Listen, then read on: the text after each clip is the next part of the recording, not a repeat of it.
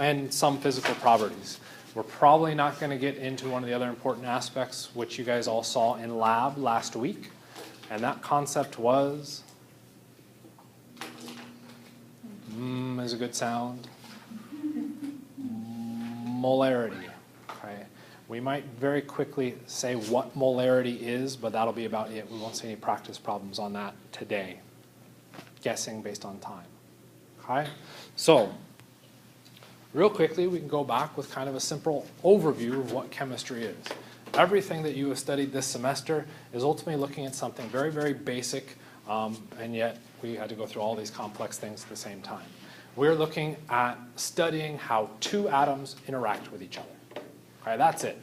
Everything boils down to those simple basics. Okay, when we look at a reaction, what's happening? We end up exchanging atoms. And it's how do those atoms exchange in each of those solutions and what conditions control those. Okay? So this is huge as far as what chemistry is based on. So in this case, we've got a carbon and a hydrogen atom shown up here. So before we can even really say what's two atoms interacting, we need to know what makes up an atom. So what things go into making an atom? What's that?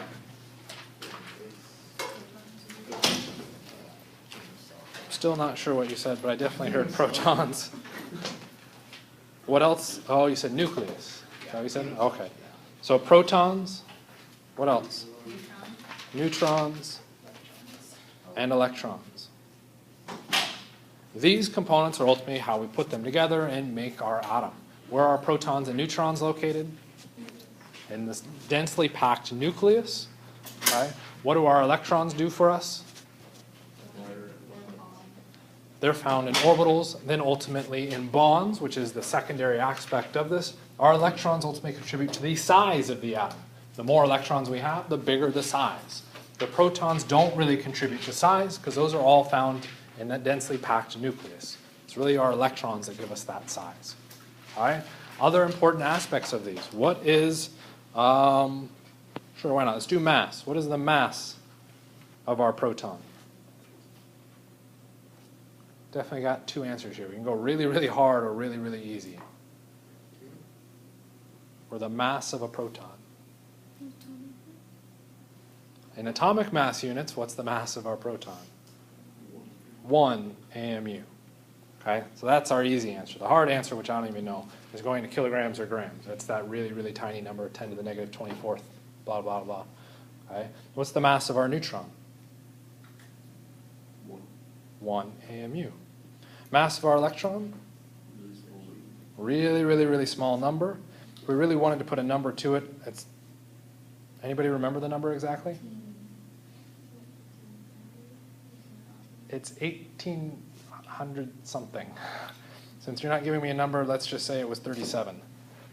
Okay, and you can't challenge me, at least not yet. So we could go through and call it that it is 1 over 1,837 AMUs. That's a bit of a silly number to remember. How small is that number in comparison to 1? Really, really small. So what we end up approximating is that the mass of our electron is 0. Okay? While mass can be important, usually not that big of a deal. We'll use it later on in calculations and things along those lines. Probably the more important thing when we're looking at how our atoms interact would not be so much the mass, but what? Charge. So what is the charge on a proton? Positive, and we classify it as arbitrary units, positive 1. Charge on our neutron? Neutral or 0. Charge on our electrons? Negative. Okay, this is going to become hugely important when we start to look at interactions. When we put together an atom, say a hydrogen atom, what is a hydrogen atom made of? What subatomic particles make a hydrogen atom? One proton, one electron, which is why the atomic mass is only 1. We don't have that neutron yet. Okay? Well, why did the proton and the electron come together to make the hydrogen atom? Charge. It's all coming down to a balance of charge. When we put together our atoms, what we're trying to do is balance out charge. When we're looking at molecules, what are we trying to do? Balance out charge. So everything we've looked at this semester is ultimately striving for that same one goal, neutrality, trying to balance the charge. So when we look at a hydrogen atom, we don't need a proton, we just have that positive proton, or we don't need a neutron, we just have that positive proton and the one electron spinning around it. What happens when we go up to helium? Well, helium now has 2 protons and 2 electrons, which gives us a mass of 2. What is the mass according to our periodic table? 4. What's that extra mass? 2 neutrons. So why do we have neutrons? Okay, we put our positive proton near our electron to generate our atom. Why on earth would we need a neutron? Where do our protons go? Into the nucleus. So we are putting 2 very positive atoms, or charges, near each other. What happens? They repel. So what do we need? We need some kind of glue to neutralize and limit that interaction. That's our neutron. Okay? So even when we build up atoms, we're looking at those charge imbalances and how they affect our overall structure. Okay? What happens when we now try and make a molecule, where we take 2 atoms, say the carbon and the hydrogen, and we bring them close to each other? Okay? What's going to be the first thing that interacts? The electrons, and in particular, if we want to get super specific, which is probably a good thing to do, it is the valence electrons that are going to interact between these 2 particles. Okay? And it's how those valence electrons interact with the other nucleus that decides whether or not we have a bond. Okay? If they do interact, we end up sharing those electrons and we generate a bond. Okay? So now let's take a step back away from that and kind of relate it back to relationships. Okay? Almost relationships. And instead of looking at, let's see, did I stepwise this properly? Instead of looking at atoms, let's make them look like smiley faces. So we're taking these 2 separate smiley faces, which are our atoms now, floating off on their own, nice and happy. Till eventually those atoms get close enough to each other that what changes? Think about the people around you. Okay? When you're interacting with people, take a person, say, here and a person in Tempe. Is there any real interaction between you guys in this classroom and anybody in Tempe? No. Relatively, no interactions whatsoever. We don't really care about it. What happens if we, say, brought that person from Tempe or you closer to each other? Okay, do we see an interaction then? Yeah, we could potentially see an interaction. If we made it look like dating, okay, maybe there's some slight attraction between these 2 particles. Okay, that attractive force could potentially go somewhere. Could very well go to the emergency room, depending on whether or not that was reciprocated or not. Okay? So that attraction, we now have a slight variation to. Well, what if that is reciprocated and they start to actually interact better? Well, now we might say they're dating. Okay? They're now getting along much better. Okay? If we push that even further, we might take that all the way to actually being married, and now, in theory, they are equally sharing all of their property, including our electrons. Okay? Yeah, I said theory. I said theory. And we have variations off of this theme. So when we go through and look at our relationships, we don't start as 2 independent people and whoop, yep, now you're married. Okay? It doesn't quite happen like that, at least not in today's society. Okay? We go through these kind of gradations. A meeting, okay, an initial meeting, then maybe dating, okay, then an engagement, then actually getting married. We've established different kind of rankings within this situation, but it's ultimately representing the same thing. How do these 2 people start to interact to get all the way up to being married? Same thing is happening with our atoms. What we're going to look at is the varying levels that our atoms can start to interact. Okay? And so what we're going to focus on first, which we've already done, is at this married level. Okay? When we look at marriages, do we always share 100% equally all of our assets? Well, sometimes we do, sometimes we don't. There's a slight variation within that. Okay? In this case, our assets are ultimately going back to electrons. Okay? Well, do 2 atoms always equally share the electrons? No, there's some variation between that. Do we name them differently depending on how well they share their electrons? Yeah. So we actually have a step above, say, marriage. We can rank now different classifications or different types of bonds and their ability to share electrons.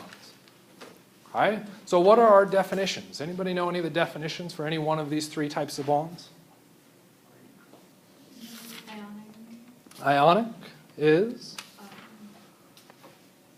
A cation and anion. Okay, so we can look at some definitions. It's a cation and an anion. Probably the most broad term that we could use to define our ionic compounds. We do have one simplification of that. Which species are typically cations? Metals. So we're looking at a metal and a nonmetal. Why do we have to specify as cation and anion? What happens if I move to this compound? NH4OH. What type of bond is between NH4 and OH? It's an ionic bond. But there's no metal. How can we have an ionic bond? What is NH4?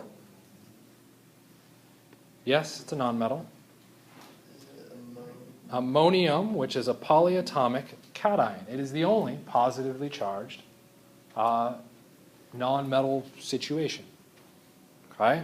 So when we look at these two, we can look at the charges on ammonium and hydroxide, and we're putting together charges, which means we now have an ionic bond in there, even though we don't have a metal. Why do we rarely use the cation-anion definition? How many possible nonmetals do we get that generate a positive charge? Should be able to count it on one hand, potentially even one finger. Be appropriate on your choice of finger. Ammonium. Ammonium is the only positively charged cation that we need to worry about in this class. Okay? Which means for our definition for an ionic compound or an ionic bond, we can very quickly decide, do we have a metal and a nonmetal? If we do, that is an ionic bond. Okay? So that's a nice kind of rule of thumb for us. Is there an even better definition? No, positive and negative charge is still cation and anion. Okay, an important word for future chemistry classes. Sorry, I was erasing spit. You probably really wanted to know that.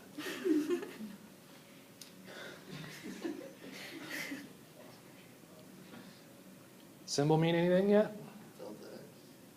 It's not quite a delta X. Officially, it's a, I think, chi. It is a, I think it's chi. Is that chi? Chi? C-H-I? I don't know. I think it's T, chai T. Oh. It's that symbol. It's a Greek letter. It's not an X. Okay. Ringing any bells? Yes. What's the yes? Uh-oh, you're now called out. If we look at the difference, so that's our delta symbol is our difference in Actual charges themselves. close electronegativity. Okay? We can look up the electronegativity of both of the atoms. If that difference in electronegativity is greater than 1.7, we can call it an ionic bond. Okay? That is the full-blown definition. How useful is that definition? What does that even? So that If it's helium or greater, no. So what is your electronegativity? Where is that information found? Not on the periodic table. no. You would have to find that in a table of electronegativities. Okay? Your textbook does have one of those. So how would you be able to figure out the difference in electronegativity? You would have to look it up. Okay? Which means painful definition to work with. We'd have to check for every single atom its electronegativity and do the difference. That's a horrible way to go through and do this. Which is why we use that rule of thumb. Metal and a nonmetal.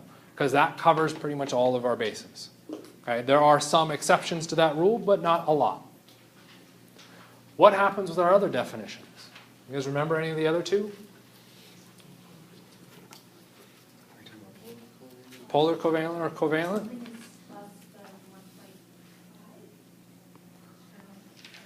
1.5 versus 1.7? I can't remember. Close. So we could really push it, since you're going with the numbers.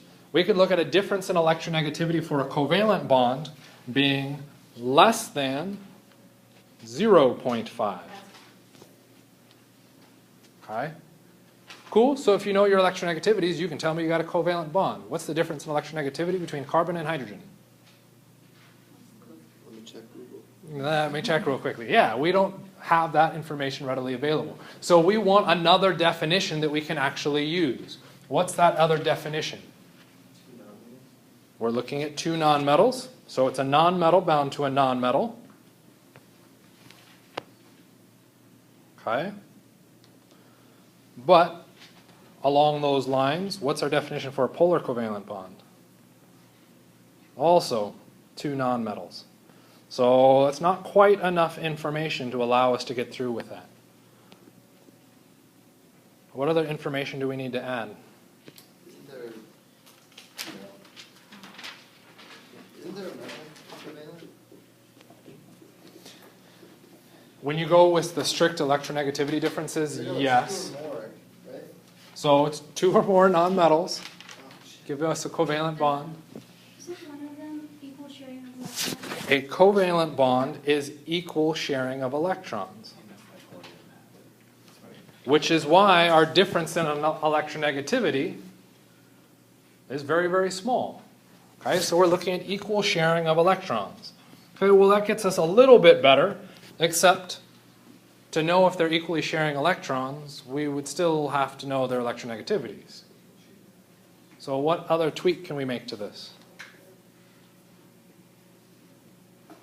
How about the same atom bound to the same atom? What's our difference in electronegativity going to be? 0. That is, by definition, less than 0.5. We now have our covalent bond. Okay? That definition is still a little too narrow for me. So what I would go through and add is that carbon bound to hydrogen is also classified as a covalent bond. Whoops, it's not supposed to be a slash. Okay?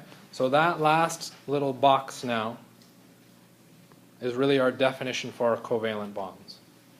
Well, what about our polar covalent bonds? What are we left with? Say unequal sharing of electrons. Well, that's really vague. Ionic bonds completely don't share electrons, so we need a little bit more. We could go back to our electronegativities. Our difference in electronegativity needs to be greater than 0.5, because otherwise it's covalent, but it also needs to be less than 1.7. We're still running in that crappy range. We need to know our electronegativities. So what do?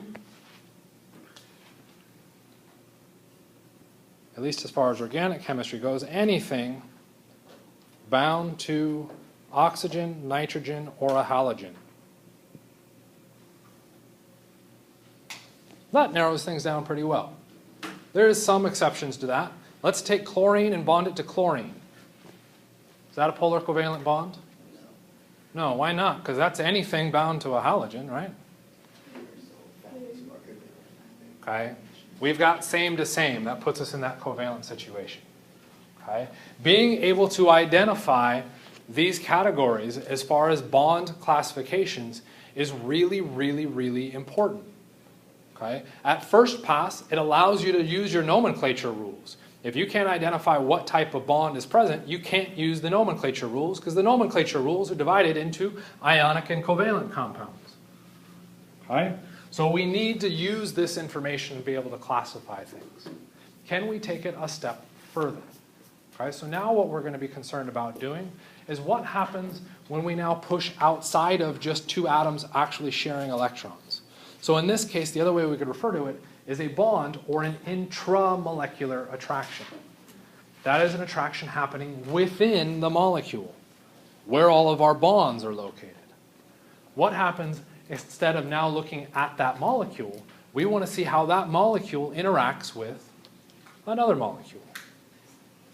Okay? So what changes in that case? Okay? So we've got a whole big category thing up here that I wanted to do stepwise, but I want all the information that I write on it to show up. So we're going to have to show it all at once. So let's focus at first in the upper left-hand corner What compound do we have labeled in our upper left-hand corner? Salt, I can accept that. Take it a step further, name it. Sodium chloride. All right. What type of bond do we have in sodium chloride? It is an ionic bond. Okay, which means we have a cation and an anion. So the electrons in that bond between the sodium and the chloride spend most of their time with which atom? Where do those electrons spend their time? What charge does sodium build? Positive. For sodium to build a positive charge, does it need to gain those electrons or lose them? Lose them. If it loses them, what does it lose those electrons to? Chlorine. So if we take those electrons, where do they spend most of their time? With the chlorine. What charge does the chlorine become? What charge does the sodium become? Okay? So what we've done is now fully evaluated that single molecule. So now what I'm concerned about is let's push this outwards. Let's see how this molecule interacts with another molecule. And what we're going to do is put this on kind of its most simple, basic level and really just say we're looking at this in a, what is that, 2 dimensions, a straight line effectively. Which interaction is favored? Our top interaction or our bottom? Why is the top one favored? Because that's pretty good. You guys all gave me top right away. I like that. Was I supposed to put the middle first? No. Well, yes and no. Yes, you should always list the metal first because we list our cation before our anion when we're trying to write out a formula. We're not writing a formula here. We're trying to draw an interaction. So, yes, you're right, but for the wrong reason. Okay. Why is that top one the appropriate interaction? Okay, ignore everything else. What type of bond do we have between that sodium and chlorine? It's an ionic bond. Where do the electrons spend most of their time in that bond? With the chlorine. What charge does that chlorine become?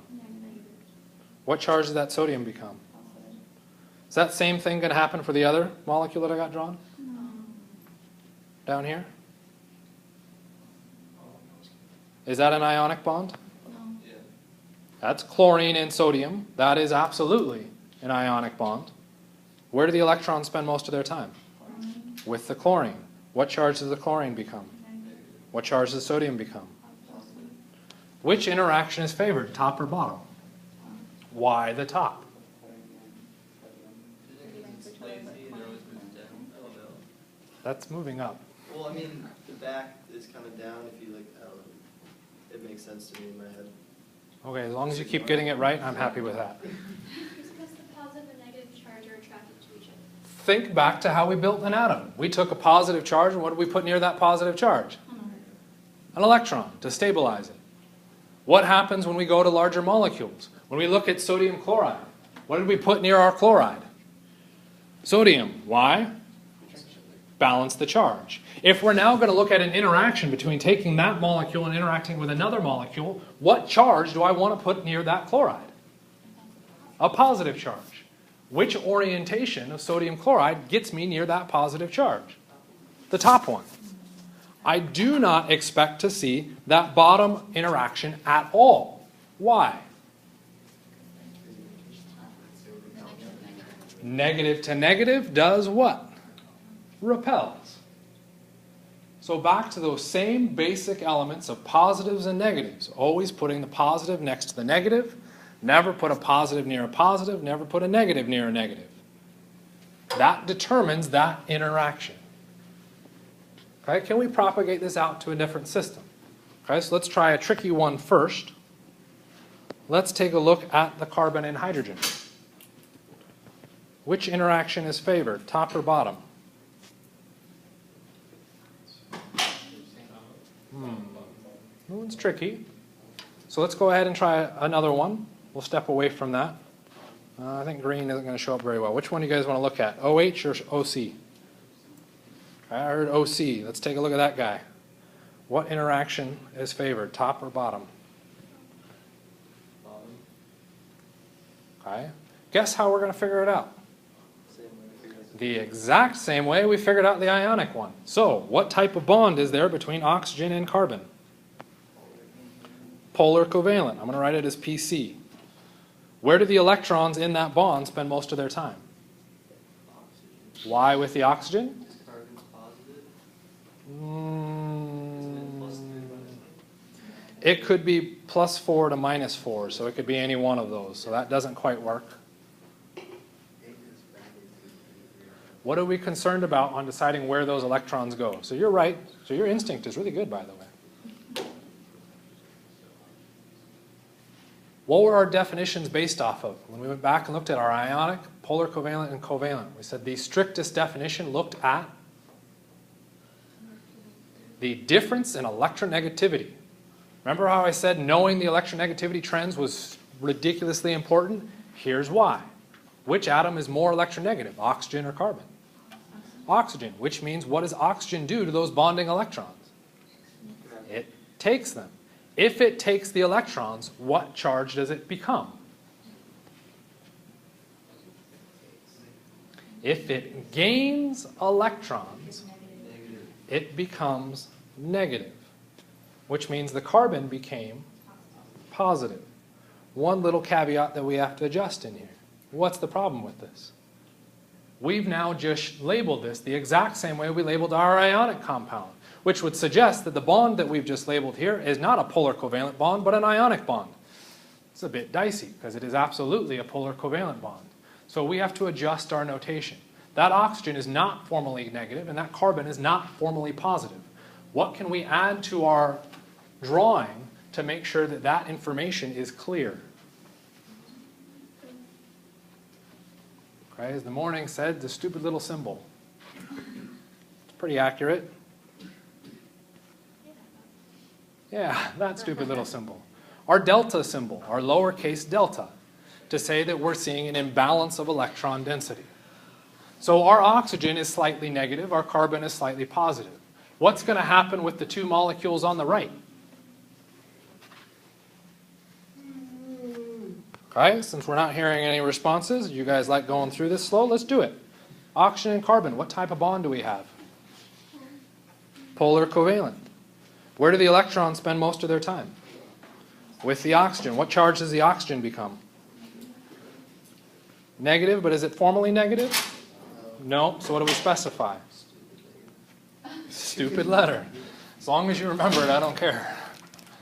Okay, what happens to the carbon? Good.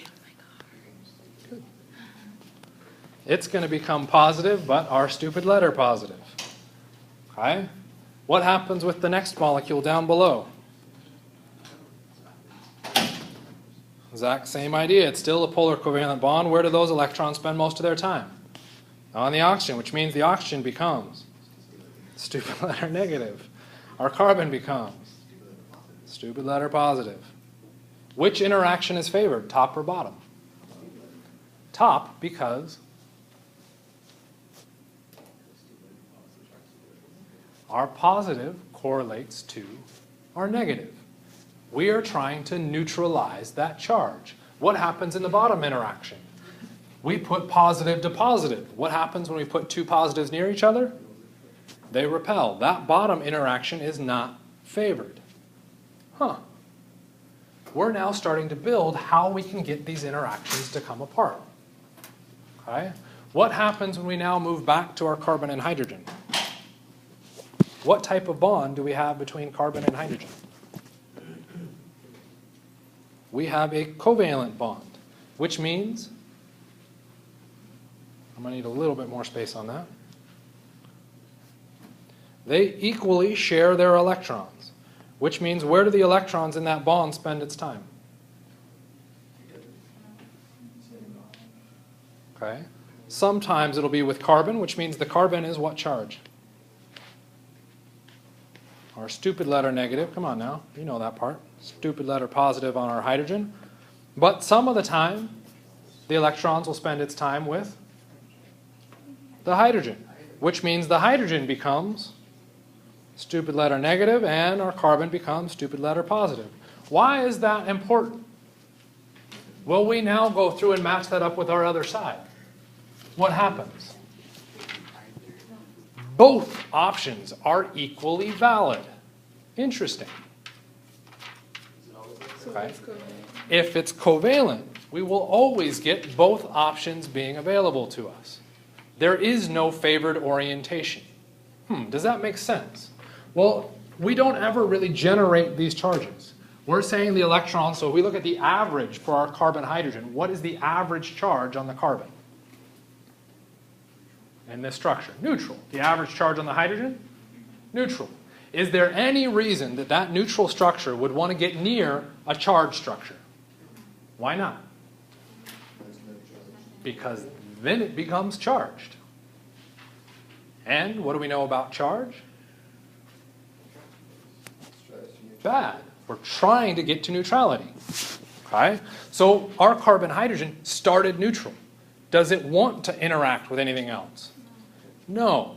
What does that mean about the interaction as we've got it drawn? Would we expect that to be a strong interaction or a weak interaction? That should be a very weak interaction.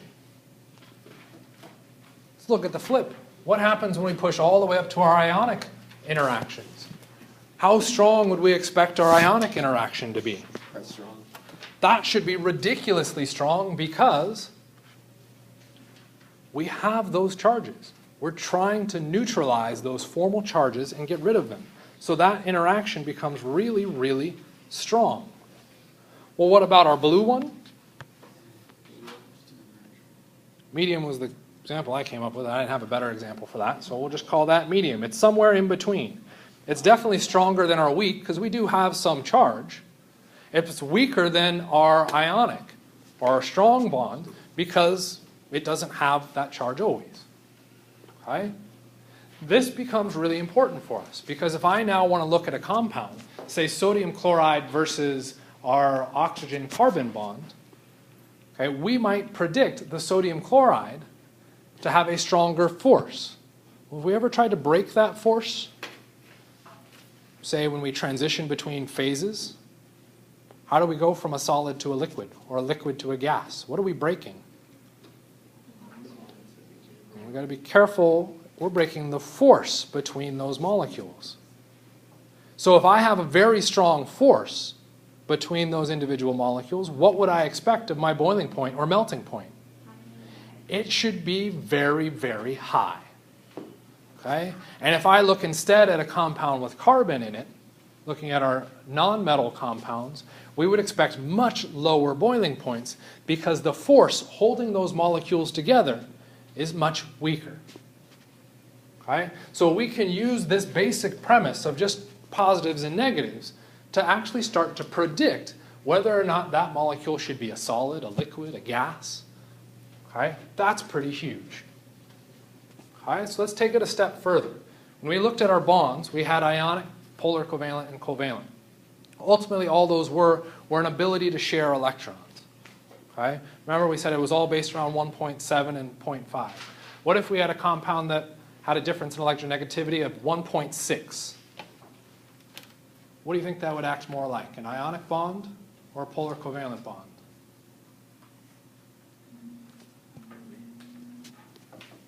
Here it's polar covalent, so let's make it 1.699999.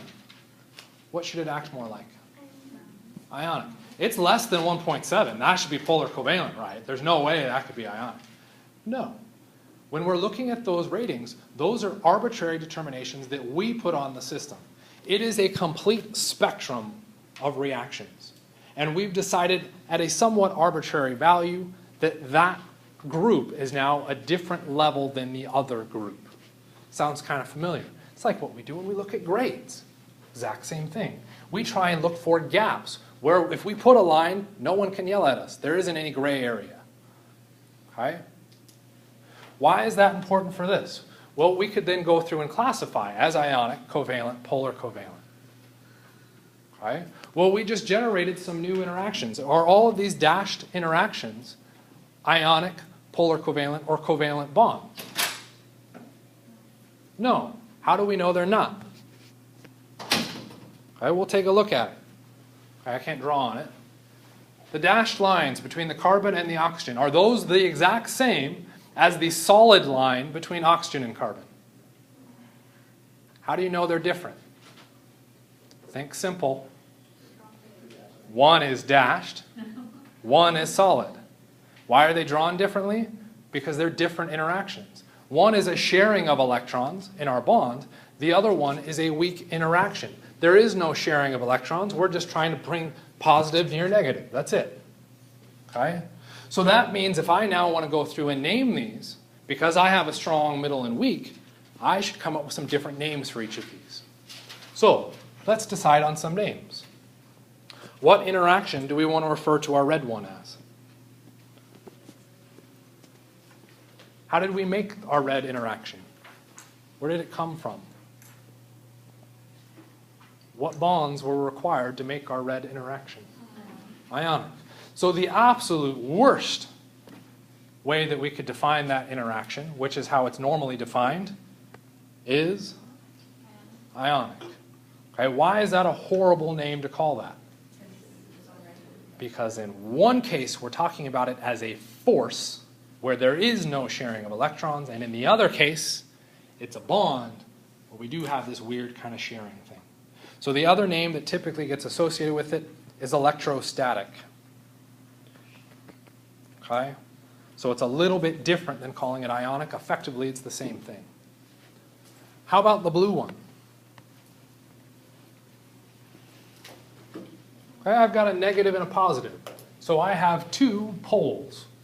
It's a fancier way to say two poles. Dipole. Molecule number 1 has a dipole.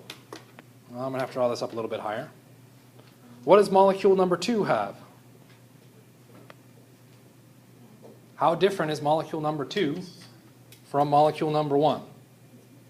They're the same. So if molecule number 1 has a dipole, what does molecule number 2 have?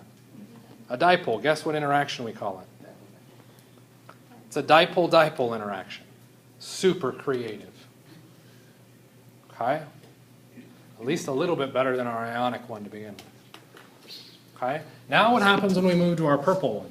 Okay, this one gets a little bit trickier. We said this interaction was weak.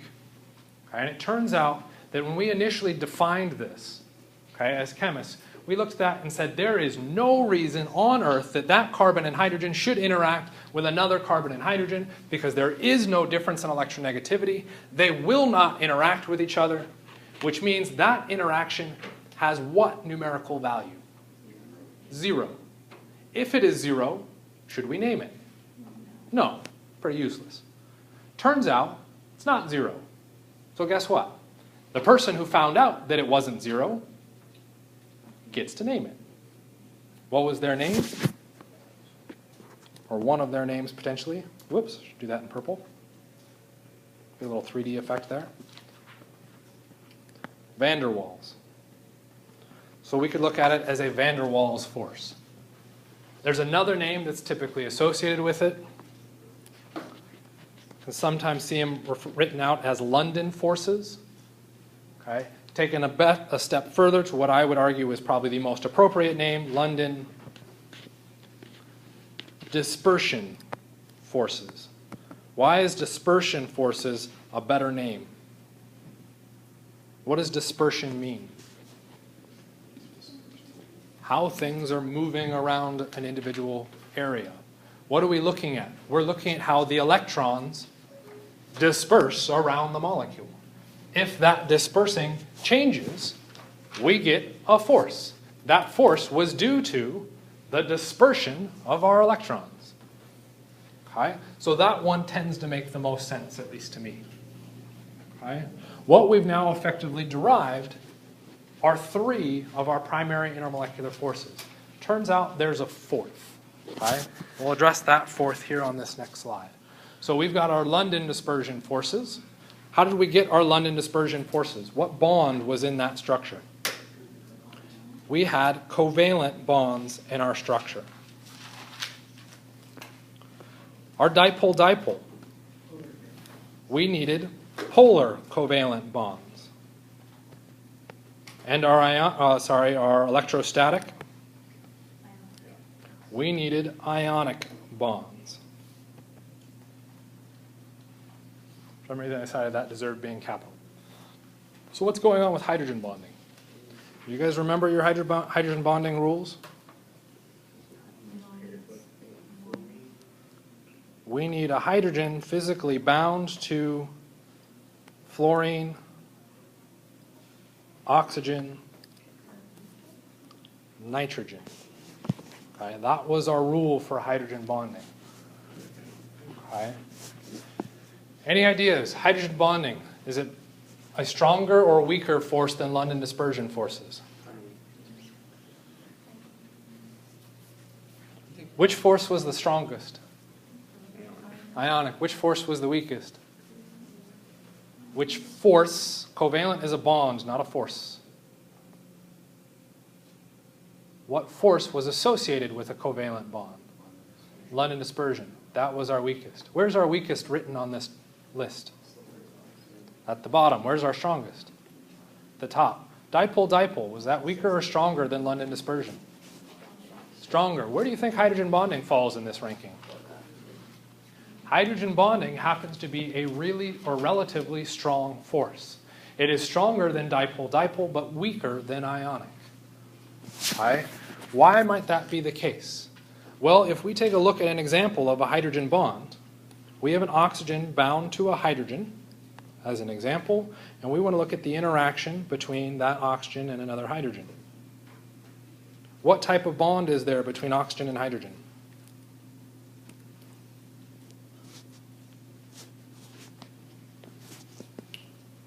What is an ionic bond?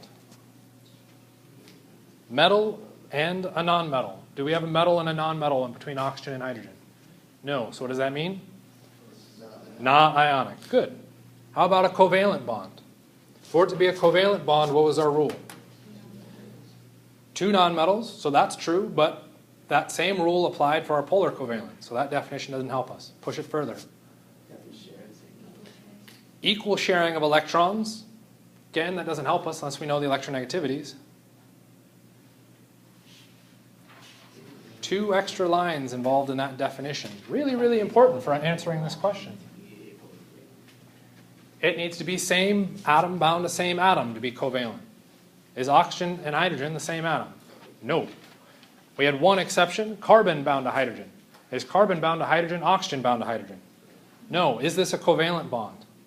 No. What type of bond is it? It is a polar covalent bond. What type of bond is found between our other oxygen and hydrogen? Polar covalent. Where do the electrons in that bond spend most of their time? On the oxygen. We know that because you memorized the trend in electronegativity like I told you to do. What charge does the oxygen become? Negative. Our hydrogen, positive. What does our hydrogen become on the other side? Positive. Negative. What is the attractive force between those two? Dipole-dipole. Interesting. Hydrogen bonding is a dipole-dipole. They are one and the same. Why do we refer to hydrogen bonding as an extra force? It's not just that it involves hydrogen, but you're right. The difference in electronegativity between hydrogen and oxygen, or hydrogen and nitrogen, or hydrogen and fluorine is so freaking big that that dipole force starts to approximate an ionic force. So hydrogen bonding just happens to be a subcategory that is a really, really strong dipole-dipole. So if we're going to try and determine our hydrogen bonding attraction, what it's going to be defined as having that bond between hydrogen, fluorine, and oxygen. But we could also go through and say it must be a dipole-dipole force as well. Okay, why is that going to become relevant? Let's pick an example. And now I want to label our blue interaction. Now I'm going to have to spin that around a little bit here.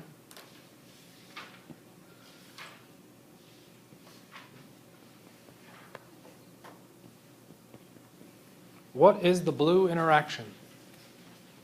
What is that force? The blue, our dotted line blue up at the very top. We can even box it in red. What interaction do we have up there?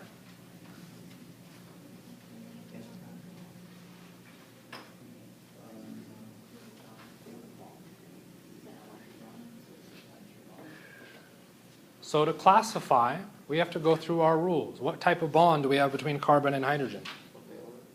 We have a covalent bond. What kind of bond do we have between our hydrogen and oxygen? Polar covalent. Okay. So a lot of people will call this hydrogen bonding. To be hydrogen bonding, what do we have to have? Hydrogen. Do we have hydrogen? Yes. What else do we need to have? Fluorine, oxygen, or nitrogen? We do have that oxygen. Is it hydrogen bonding? No. No. What is the last rule that you absolutely must have to have hydrogen bonding? Dipole, dipole. Do we have a dipole in the carbon-hydrogen bond? No. What does that mean? Not hydrogen bonding. It's actually a more complicated one, mix of a couple other forces. Okay? We use this as an example to specify that you must follow the rules for hydrogen bonding. You have to have that hydrogen bound to one of those three electronegative elements, and you must also have that dipole-dipole force. If you are missing one of those rules, it is not a hydrogen bonding force. Could it be classified as a dipole-dipole? No. Nope. So we're now pushing down into that London dispersion area. Okay? It'd be a strong London dispersion because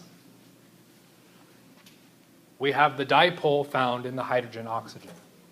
Okay? Which brings up the next issue with this. Remember, we are looking at a gradient. This isn't only in this range is it this exact value. It is somewhere in this range it is this, somewhere in this range it is this, somewhere in this range it is this. Which means ultimately what we are looking at is not definitive or discrete energy levels, but rather a continuum. Okay? Much like the rainbow. What color is in the rainbow? Roy G. Biv. You gave me red, orange, yellow, green, blue, indigo, violet. Is there mauve in the rainbow? How about pink? Okay. Why is pink not in Roy G. Biv? It is a variation off of that. Our intermolecular forces and our bonds are very much the same thing. We defined red, orange, yellow much the same way as we're defining ionic, polar covalent, hydrogen bonding, or London dispersion forces. So what we are seeing is ultimately this spectrum of colors, where the absolute weakest interaction that we could possibly get is down in this London dispersion range. As we start to bring our atoms closer to each other and they start to generate those attractive forces, we start to get stronger and stronger interactions. We move up through a dipole-dipole. Then we can move up to hydrogen bonding. Then we can move up to an ionic interaction. What makes this chart really, really cool is what happens when I make that ionic interaction even stronger. It becomes an ionic bond. What happens if I continue to strengthen that attractive force between those two atoms? Now it becomes a polar covalent bond. What if I continue to strengthen that attractive force? I now have a covalent bond. So this spectrum is showing effectively as we go, what is that, counterclockwise around that ring, and increasing strength of attractive force between the atoms. At one point, our attractive force is so weak that we just call it a force. Okay? At another point, as soon as we transition that vertical axis, we now stop being a force and we start to become a bond, because now we're starting to actually share electrons. Okay? This wheel, the relationship between your forces and bonds, is massively important because it can allow you to predict a variety of different properties, as we already kind of talked about. Okay, so let's pick a couple examples. Let's take a look at, say, water, which has the formula H2O and methane, CH4. What type of bond do we have in water? What type of bond do we have in water? Polar covalent. Polar covalent gives us that green color on our spectrum. What type of force is going to match a polar covalent bond? Hard dipole-dipole or hydrogen bonding? What colors were those forces? Green. Cool. You would have thought we actually planned out the color matching. We did. Took forever. Okay. Hydrogen bonding is actually a secondary category of water. We have to make sure we have that hydrogen bound to oxygen, and we do. So we're looking at hydrogen bonding. How strong of a force is that? That's pretty strong. What happens with methane? What type of bond do we have in methane? We have a covalent bond. What type of force is generated from a covalent bond? London dispersion. Our covalent bond had what color? Purple blacky color. What color does our London dispersion force have? Purple blacky. Guess what? A match across the wheel. Okay? How strong of a force is London dispersion? Relatively weak. Which one has the stronger force? Water or methane? Water. How does that apply to our physical properties? Well, let's look at phase transitions. Water has a very strong attractive force between molecules, which means to change phase, to go from, say, a solid to a liquid to a gas, where I'm breaking that force, I need a lot of energy because that is a strong attractive force. When I look at methane, what attractive force do I have? London dispersion, which was weak, which means how much energy do I have to put in to break that? Virtually nothing. Okay? Which means if we look at the melting point or boiling point of water, we would have predicted that those values would be substantially higher than they are for methane. Does that translate into the real world? What phase is water, or H2O? Liquid. What phase is methane? Gas. The boiling point of methane is so low in comparison to water that at room temperature, it's already made it into the gas phase. Being able to predict those phases came straight out of looking at the types of bonds, which leads to the types of forces. The strength of those forces gives us those physical properties. Massively important. Ridiculously stupid how important that is. Okay? We can now predict a huge variety of trends based solely on that information. Okay? There's a whole list of them that your textbook goes through, and all of them are based back on these intermolecular forces. Your phase transitions is a big one. Another big one, towards the bottom of that, solubility. Deciding whether or not something dissolves in something else is dependent on intermolecular forces. Okay? What takes this even further into the realm of coolness, as far as I'm concerned? That very last one. Reactivity. If I want to predict how something is going to interact, I can base that off of the charges. You get into organic chemistry, you find a positive, what do you need to pair it up with? Negative. What if you have two positives? What do you need to do? One positive, two positives, one negative.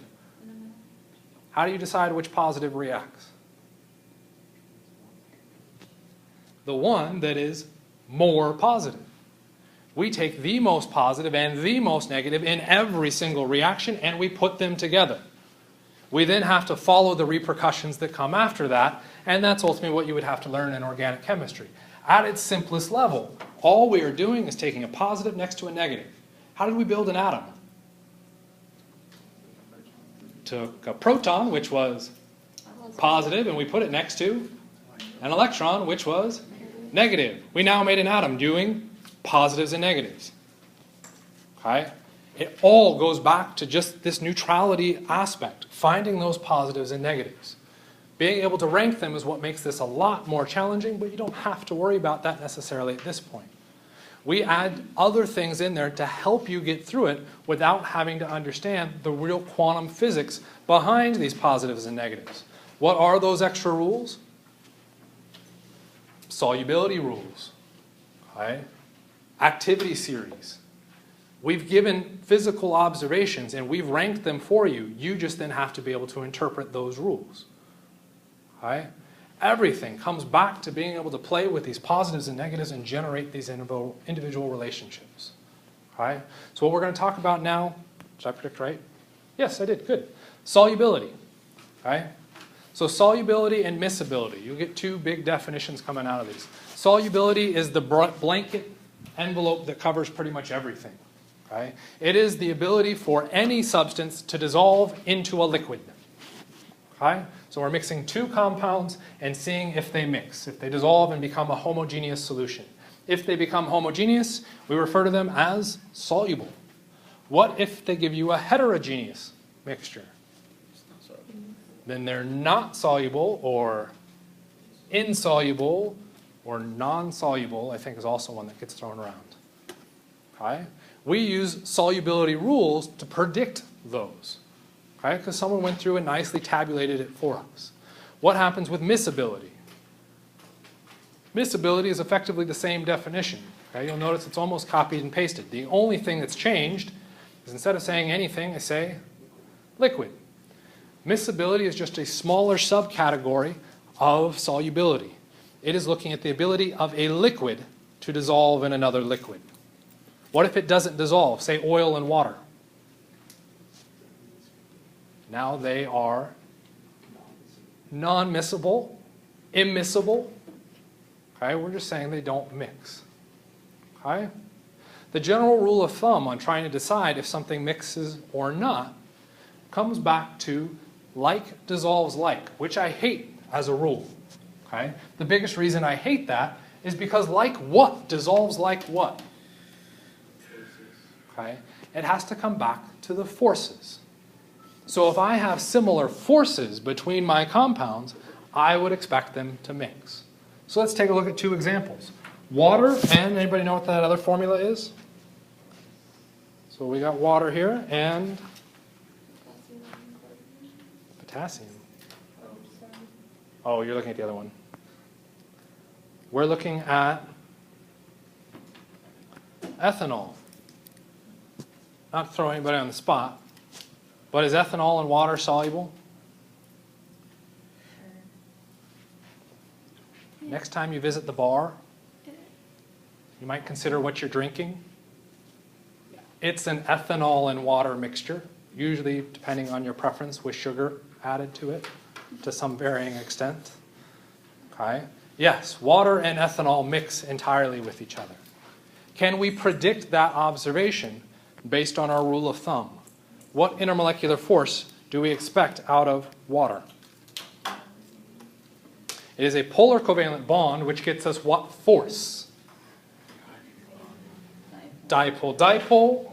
We further evaluate our rules. Do we have a hydrogen bound to oxygen, nitrogen, fluorine? Yes, so water gives us hydrogen bonding. What is the strongest force coming out of ethanol? Well, we would go through and evaluate each of the bonds within that. As a big hint, we'll identify the important bond. What intermolecular force is generated from that portion of the molecule? Hydrogen bonding. Is hydrogen bonding similar to hydrogen bonding? Yes. What does that mean? Based on our intermolecular forces, we would say these two mixtures, or two compounds, are soluble. They're both liquids, so we would actually better specify that as saying that they are miscible. What happens when we move to the next compound? Okay, we just evaluated water. What intermolecular force should we have? Hydrogen bonding. The next compound, I'll give you the name for it, not that it's going to matter that much. You aren't responsible for knowing that name. It's known as propane. What intermolecular force do we see in propane? So we would need to address each and every single one of the bonds within that propane molecule, and we would find that each and every single one of those bonds happens to be a covalent bond, which means what force do we get? Are London dispersion forces. Are London forces and hydrogen bonding similar? No. What does that mean? We would not expect these two compounds to mix. They would be insoluble. What do we end up seeing? Very true. We get very limited solubility of propane in water. Okay? Using those intermolecular forces allows us to predict a lot about the solubility. Okay? The next two on there, looking at how ionic compounds dissolve in water. We're going to address that actually on this next slide. Okay? So if we take a look at a water molecule, or water in solution, we got all these hydrogen bonding interactions. And if we draw sodium chloride, you guys remember way back when, I said it divided into two ions. We had the sodium ion and the chloride ion. What type of interaction is between sodium and chloride? It's an ionic interaction. How strong is that? Really, really, really strong. Okay, so let's throw in our water molecule.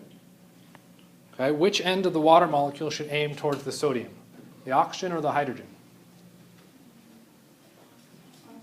The oxygen, because oxygen is more electronegative than the hydrogen, which means the oxygen becomes partially negative. What do we need to stabilize our positive sodium? A negative oxygen. What kind of interaction are we generating in there? A little bit of a weird gray area one. Is it fully ionic? Stick with that. No. Okay, so it's not fully ionic. So for something to dissolve, what we're saying is that that species interacts preferentially with the solution than it does with itself. For that to be the case, that interaction with the solution must be stronger than the interaction between its like molecules. Which force was the strongest, ionic or not ionic? Ionic. Interesting. Based on our analysis so far, should sodium chloride dissolve in water? Yes. Which is the stronger force, ionic or not ionic? Ionic, which means sodium preferentially interacts with what? Chloride. If sodium preferentially reacts with chloride, can it dissolve? No. So our initial assumption might be insoluble. What's our result? Soluble. Something else is going on. What's that something else? How big is sodium? It's got a little bit of size to it, not super big. When we take a look at a solution, we're not looking at just one water molecule interacting. We're looking at a whole bunch of them.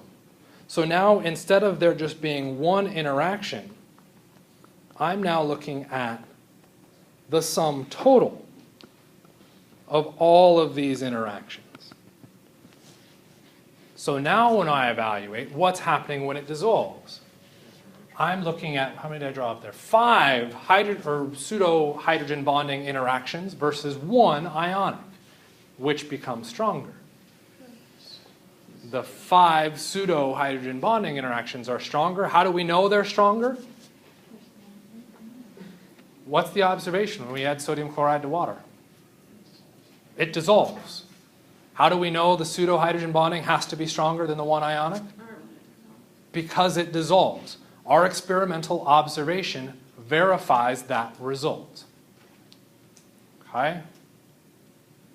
Being able to manipulate your intermolecular forces is probably the most important aspect for chemistry. Right? Being able to play around and deal with these. Why do we not talk about these much earlier in the semester? Good question. One argument that I would come up with is at the beginning of the semester, what did Na mean? What did you say? What did Cl mean at the beginning of the semester? Okay. Some people know, some people didn't. What does Cl minus mean at the beginning of the semester? Okay. Without that understanding of what our general notation is, the language of chemistry, talking about the intermolecular forces is meaningless. Okay? We could even argue at this point some of it is meaningless. Okay? The idea is that you're trying to build on this information and use this to propagate into other situations. We want to look at the language, now evaluate the applications. This is a huge application. Okay? So what we'd now be looking at within the last 5 minutes, or are there questions about this? Hi. Are intermolecular forces important for your final? Abso-freaking-lutely. You will see questions directly based on what intermolecular forces are. Okay, so if you look at an individual molecule, can you tell me what those intermolecular forces are? Taken a step further, you are responsible for being able to predict whether two solutions would mix. How would you figure that out?